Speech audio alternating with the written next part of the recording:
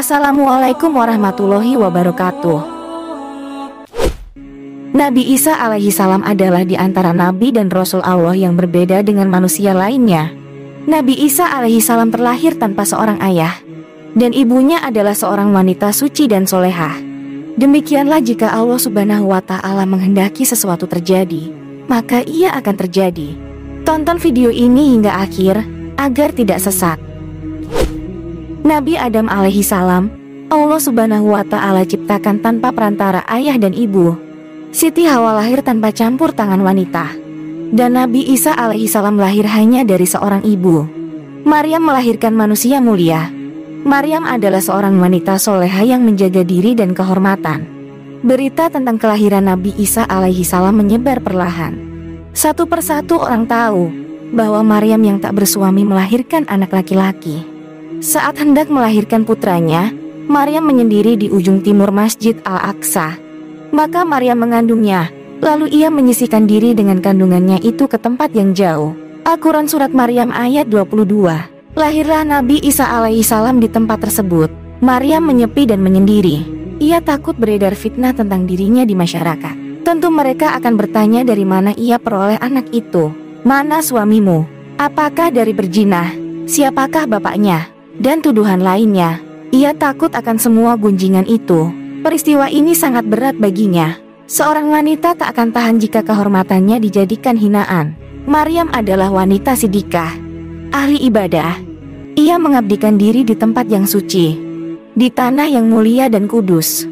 Disebutkan, keluarganya pun menanyakan tentang putranya, tentang Isa bin Maryam. Mereka bertanya, apakah bisa tanaman tumbuh tanpa benih? Bisa. Siapakah yang pertama menciptakan tanaman? Jawab Maryam, retoris. Mereka kembali bertanya, bisakah pohon tumbuh tanpa air? Bisa. Siapakah yang menciptakan pohon pertama kali? Jawab Maryam. Mereka bertanya lagi untuk yang ketiga kali, bisakah seorang anak lahir tanpa seorang ayah? Maryam menjawab, bisa. Sesungguhnya Allah menciptakan Nabi Adam alaihi salam tanpa ayah dan ibu. Mereka pun seketika terdiam. Keluarga Maryam adalah orang yang mencintai dan mengenalnya. Mereka pun tetap mempertanyakan. Timbul sebersit rasa di hati mereka. Lalu bagaimana pula dengan orang-orang yang jauh? Orang-orang fasik, apa yang akan mereka katakan? Manusia dalam keadaan Nabi Isa alaihi salam ini terbagi menjadi tiga. Pertama, orang-orang Yahudi. Mereka menuduhnya sebagai anak jinah, karena menurut mereka Maryam berzina dengan Yusuf an-Najjar. Kedua, orang-orang Nasrani. Mereka menganggap Nabi Isa alaihi salam sebagai anak Allah, dan maha suci Allah dari yang demikian. Ketiga, orang-orang Islam. Mereka memuliakan Nabi Isa alaihi salam sebagai seorang nabi dan rasul, namun tidak berlebih-lebihan terhadapnya dengan mengimaninya sebagai hamba Allah subhanahu wa ta'ala. Maryam pergi ke Bethlehem. Saat sampai di sana ia berucap, aduhai, alangkah baiknya aku mati sebelum ini, dan aku menjadi barang yang tidak berarti lagi dilupakan.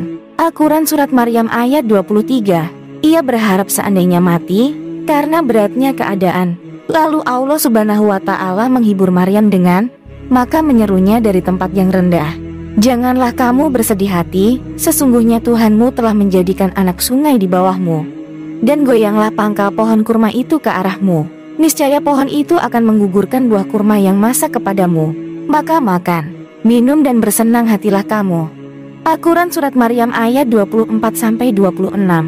Para ahli tafsir berbeda pendapat tentang siapa yang menyeru Maryam dalam ayat ini. Said bin Jubair, A.D.H. Dahak, Am bin Maimun, dan lain-lain menyatakan bahwa itu Jibril. Mujahid, Al-Hasan, dan lain-lain menyatakan bahwa Nabi Isa alaihi salam berbicara kepada Maryam. Ia menghiburnya. Wahai ibu, janganlah bersedih. Sang anak menunjukkan bahwa kelahirannya adalah mujizat dan karunia dari Allah subhanahu wa ta'ala. Maryam pun menjadi tenang. Maryam bertemu kaumnya. Setelah merasakan ketenangan, Maryam pulang dan bertemu kaumnya. Mereka berkata, maka Maryam membawa anak itu kepada kaumnya dengan menggendongnya. Kaumnya berkata, wahai Maryam, sesungguhnya kamu telah melakukan sesuatu yang amat mungkar.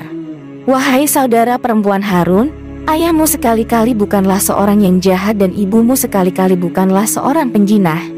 Al-Quran Surat Maryam ayat 27-28. Berbeda dengan keluarganya yang mempertanyakan keadaannya, orang-orang fasik langsung menuduh Maryam.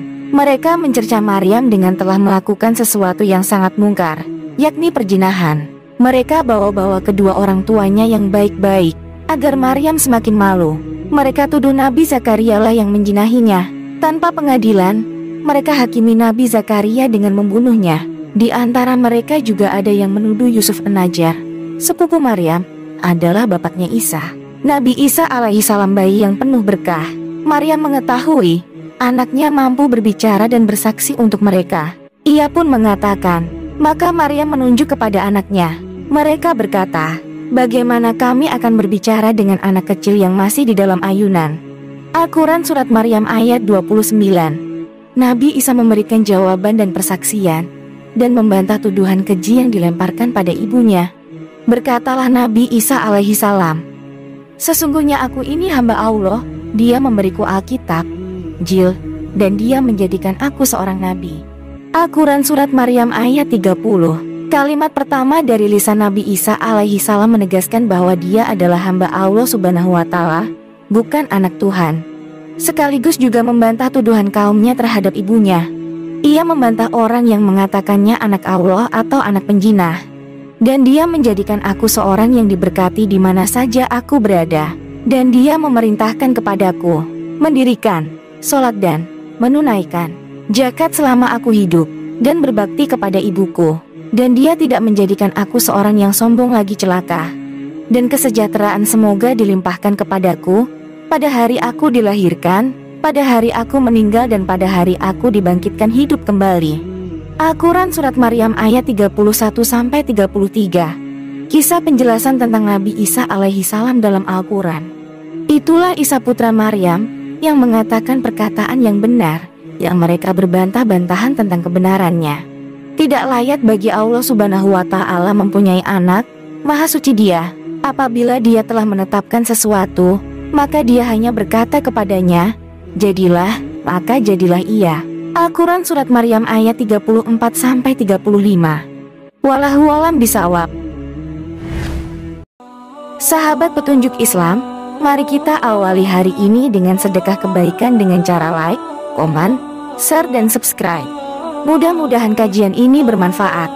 Wassalamualaikum warahmatullahi wabarakatuh.